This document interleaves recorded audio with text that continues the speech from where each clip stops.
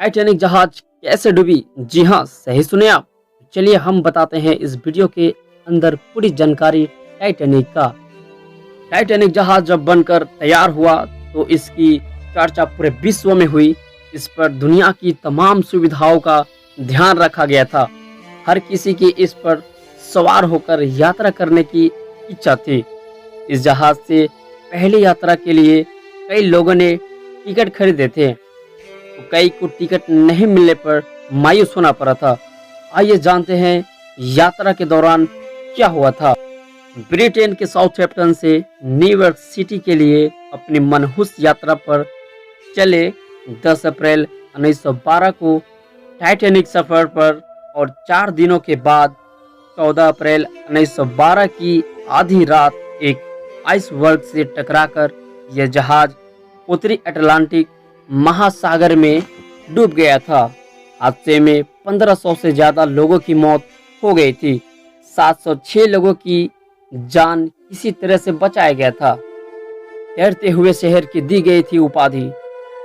British shipping company white star line को 3 Olympic class जहाज बनाने का जिम्मा सौंपा गया था। टाइटैनिक का कार्य निर्माण 31 मार्च 1909 को शुरू हुआ था। उत्तरी आयरलैंड के बलफास्ट में स्थित हॉलैंड एंड वुल्फ शिपयार्ड में इस जहाज को तैयार किया गया। टाइटैनिक को तैयार करने में उस समय $7.5 मिलियन खर्च आया था। उस वक्त जहाज को देखने के लिए तकरीबन हजारों लोग आए हुए थे। 30 मई 1911 को इस विशालकाय जहाज को लोगों के सामने प्रस्तुत किया गया। इसे देखने के लिए 10,000 लोग इकट्ठा हुए थे। टाइटैनिक को उस समय एक तैरते हुए शहर की उपाधि दी गई थी। इस जहाज की लंबाई देखकर उस समय लोग हैरान हो उठे थे। इसमें हर सुख सुविधाओं का ध्यान रखा गया था। टाइटैनिक एक रॉयल मेल शिप भी था, इसलिए जहाज पर 3000 वैग मेल्स भी थे। टाइटैनिक पर बनी फिल्म को कई पुरस्कार मिल चुका है। टाइटैनिक की ऊंचाई तकरीबन 17 मंजिला इमारत के बराबर था।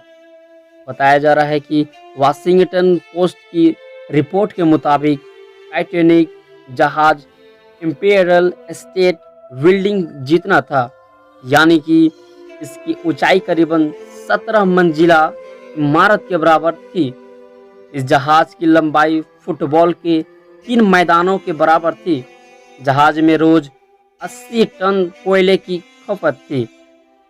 टाइटैनिक में लगी सीटी की आवाज तकरीबन 11 मील की दूरी तक सुना जा सकता था। टाइटैनिक शिप में यात्रियों और क्रू मेंबर्स के खाने का अच्छा खासा इंतजाम था।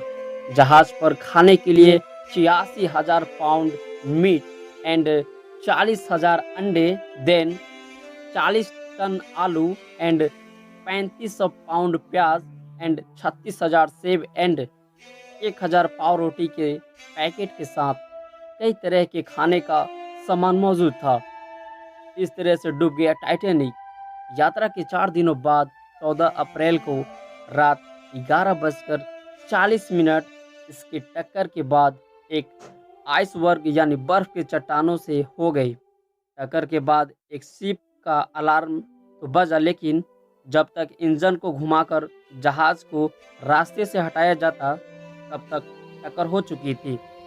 जब यह हादसा हुआ था तो टाइटैनिक जहाज 41 किलोमीटर प्रति घंटे की रफ्तार से चल रहा था। टक्कर के तुरंत बाद टाइटैनिक में तेजी से पानी भरने लगा और करीबन 3 घंटे बाद जहाज का अगला हिस्सा समुद्र में डूब गया। इसका पिछला हिस्सा ऊपर उठ गया और इसके बाद जहाज के 2 टुकड़े हो गए और करीबन 2 घंटे में ये पूरी तरह से समुद्र में डूब गया। टाइटैनिक शिप के कैप्टन स्मिथ इस यात्रा के बाद रिटायरमेंट लेने की तैयारी कर रहे थे, लेकिन सफ़र ही उनकी ज़िंदगी का आखिरी सफ़र साबित हो गया। इसके बाद समुद्र की जहाज़ों की सुरक्षा के लिए रडार जैसे उपकरणों का इस्तेमाल शुरू किया जाने लगा।